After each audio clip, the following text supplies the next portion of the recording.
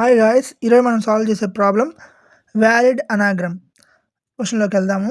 Given two strings s and t, return true if t is an anagram of s, otherwise return false. అంటే anagram అంటే ఇప్పుడు రెండు strings మనం ఇన్పుట్గా తీసుకున్నాము, ఎస్ టీని తీసుకోమన్నాడు.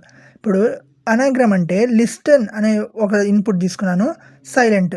ఇప్పుడు దాని యొక్క రెండిట్లో యొక్క లెటర్స్ సిమిలర్గా ఉండాలి, అంటే ఫ్రీక్వెన్సీ.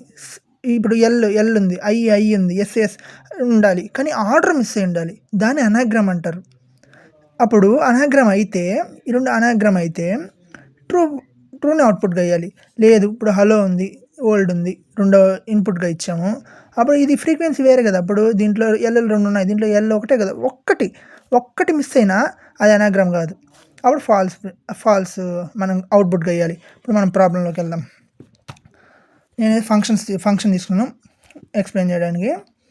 ఇప్పుడు if length of yes not equal, అంటే ఎస్ టీ ఇన్పుట్గా తీసుకున్నాము కదా, అది ఇక్కడ ఫంక్షన్ కాల్లోంచి మనం ఫంక్షన్ బాడీకి రాసుకున్నాము. Okay, length of yes not equals to length of t. ఇప్పుడు ఫస్టే మనం లెంత్ వేరేగా ఉంటే మనం చెప్పేచ్చు అది రెండు అనాగ్రమ్ కాదని, అప్పుడే రిటర్న్ ఫాల్స్. అప్పుడు ఇంకొంచెం వెళ్దాము. డిక్షనరీ తీసుకున్నాం, అంటే హ్యాష్ మ్యాప్ అనొచ్చు, డిక్షనరీయే వాడదాంలే. డిఎస్ఏలోకి ముందుకు పోయి హ్యాష్ మ్యాప్ కూడా చెప్తాను నేను. ఇది వేరియబుల్గా క్రియేట్ చేసుకున్నాను డిక్షనరీని. For ch in s, frequency of freq of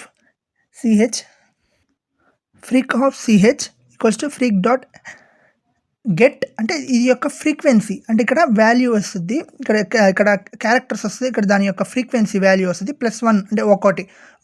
ఇప్పుడు ఎల్ ఉంది, దాని తర్వాత ఇంకొక ఎల్ వచ్చింది అనుకో, అప్పుడు L+1 అంటే 2 అవుద్ది. అట్లా డిఫాల్ట్గా 0 అనేది, ఇది కామా డిఫాల్ట్గా 0 ఉంది, రైట్. నెక్స్ట్ స్టెప్కి వద్దాం. ఇది ఇక్కడ ఎందుకు ఫర్ లూప్ ఇది ఎందుకు రాసినట్టు దాని యొక్క ఫ్రీక్వెన్సీ, లెటర్స్ యొక్క ఫ్రీక్వెన్సీ కనుక్కునేదానికి ఈ స్టెప్ వాడాము. Next step for ch in T, అంటే ఇప్పుడు టీలోకి ఇక్కడ ఎస్ తీసుకున్నాం, ఇప్పుడు టీలో ఉండేటివి దీనికి పోతాయి, దీంట్లోకి వెళ్తాయి. ఈ ఫ్రీక్వెన్సీ దీంట్లో ఉండేటివి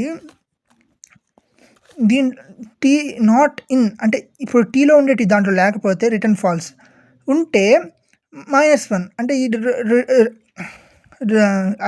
ఐటరేట్ అయిన తర్వాత అన్నిట్లోకి 1 వచ్చింది అనుకో ఐటరేషను, లాస్ట్కి -1 చేయాలి, అంటే మళ్ళీ ఇంకొక ఇటరేషన్ జరగకుండా ఉండేదానికి. If frequency <0 return falls. Frequency కానీ 0 కన్నా తక్కువ ఉంటే, ఇప్పుడు ఫ్రీక్వెన్సీ కానీ 0 కన్నా తక్కువ ఉంటే return falls, else return true. అదండి అవుట్పుట్ మనకు ట్రూ వస్తుంది. నేను ఇన్పుట్ లిజన్ను సైలెంట్ తీసుకున్నాను. థ్యాంక్స్. Follow for more.